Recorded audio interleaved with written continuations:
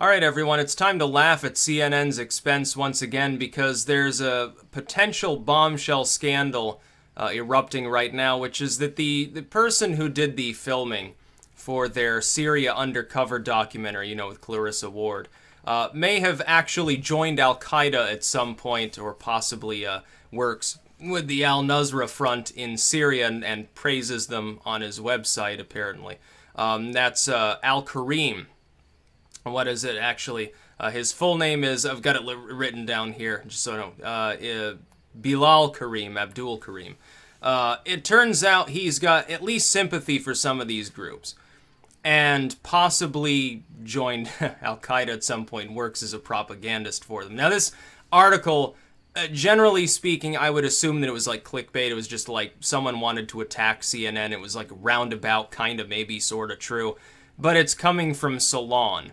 What do we know about Salon? Pro-Democrat, pro-liberal. They've been defending CNN for weeks now.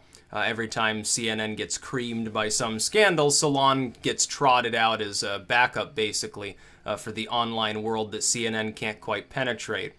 And so the funny part is, this report's coming from Salon based on an alternate article. Now, why do you think that Salon would choose to reply to this report and elaborate upon it? Do you think they think that it might actually be true and that Karim did join Al-Qaeda at some point? That's the claim that's being made. The claim is that the person who did the filming, he's saying, oh, CNN forgot about me. I was like scrubbed from the credits and everything. Like, CNN got the footage. They wanted somebody who right now, as of right now, is living in Syria itself, who has at least ties to Al-Nusra, to sort of be the cameraman, I guess, because maybe they were familiar with him around the battlefield, and so he could sort of get footage without being in too much danger. Maybe he's just developed really good ways of avoiding detection so that he doesn't get shot in the head by Assad snipers or something. Whatever the case may be, though, they relied on him to get the footage for a documentary that won several awards. A big, heavy-hitting documentary on the Syrian civil war, like the top documentary on it. And it turns out the person they hired might have Al-Qaeda loyalties now. So CNN is not ISIS. That claim has actually been proven false. But whether or not CNN is Al-Qaeda apparently is still up in the air. The jokes write themselves at this point. It's almost beyond laughter. It's almost beyond shock. It's like a few years ago, you would have shocked somebody by making a claim like this. Now it's like, oh, yeah, CNN did something scandalous. Yeah, what else is new? It's like a daily occurrence. They try to blackmail people online. They tell people, lie straight to their faces about the legality of looking at WikiLeaks. They're in the pocket of the Clinton campaign as seen in the DNC's leaked emails. So we know all this weird shit about CNN. It's like they've gone from being one of the more respected legacy outlets maybe 10 years ago, being, you know, at least ahead of like Fox or MSNBC, seen as a little bit less biased than some, and maybe a little bit more fair and actually journalistic, to now they're like the bottom of the heap. The History Channel beats them, FX beats them. Pretty soon that the Sci-Fi Channel will be able to beat them with reruns of The Snake God or something like that. This is the world we're living in, where a corporate entity that was once virtually all-powerful on cable now has fallen on some severe hard times and makes stupid mistakes like possibly hiring somebody who decided to at least pledge some loyalty to Al-Qaeda. The claim is made here on Salon that he's actually a propagandist. That he's not just using his film talents to collect the odd tidbit of war footage. He's actually helping to film and coordinate videos for Al-Qaeda itself. And this claim is coming from a bunch of the Syrian rebels that, by the way, are held up on a pedestal by both CNN and Salon, because Obama was the one that funded and armed them. We're talking like FSA members and stuff. They're the ones that are making the claim, oh, that bastard works for Al-Qaeda. Why are you working with him, basically? Now, he's denying it and saying, oh, maybe I should, like, sue the people who are saying this because I never joined Al-Qaeda. But at the very least, he does have sympathy to Al-Nusra Front within the region, does appear to be at least a little bit related to the conflict that's going on in more than just a documentary way. And CNN chose to work with this individual, but then decided to scrub him from the credits. Why would CNN have done that if... why would CNN... now, this is a U.S. citizen. He just happens to be living in Syria. Why would CNN have scrubbed him from the credits of their documentary if they thought he was squeaky clean and doing nothing wrong? Why do you think they would do that? They wouldn't. They would have left him in the credits. They wouldn't want a lawsuit over, you know, getting credit for taking the footage. That'd be an ironclad contract or something. If he were getting paid and, you know, just sort of working with them.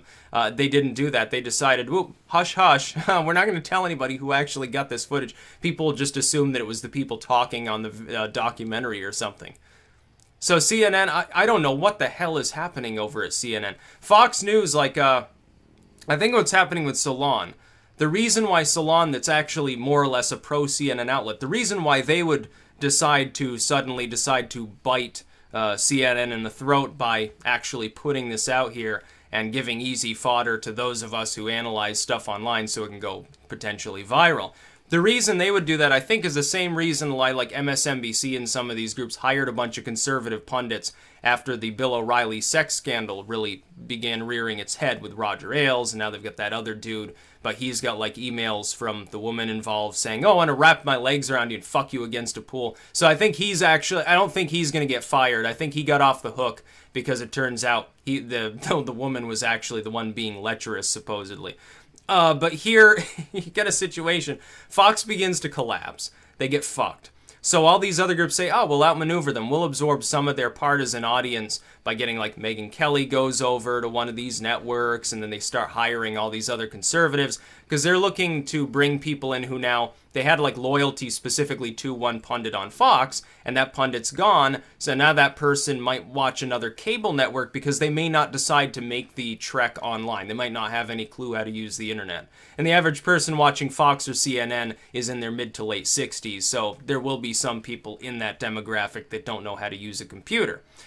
Meanwhile, then, CNN is showing early signs of collapse. They've plummeted in the ratings. They're trying to blackmail some random person online for no reason. Now you've got this shit to deal with, of all things. I think the people at Salon held an emergency meeting at midnight over some powdered donuts, and they said, oh, you know, if they collapse, it's going to leave probably the most enormous power vacuum in the media that you could possibly believe. We should maneuver ourselves to grab some of these people up. Let's talk about CNN constantly, either in defense or against them, and hope to gobble up millions of people. We'll grow our platform. We'll grow our audience. We'll outmaneuver them. Because these people, because they're for profit, they are still cutthroats. And even more so, a group like Salon, see, CNN can get kickbacks from some government or from the UN or something like that for doing their propaganda thing. Salon doesn't get that benefit because they're still like an online rag. They're still technically alt media.